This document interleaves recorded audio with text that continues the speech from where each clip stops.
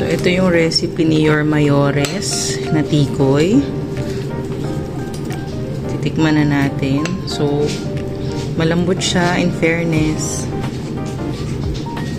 Ito siya nung hindi pa siya naluluto. Nalalagyan ng itlog. Kala ko nung una palpak kasi madikit siya dun sa parchment paper. So, let's try. Tikman na natin ang ating homemade tikoy. May tikoy.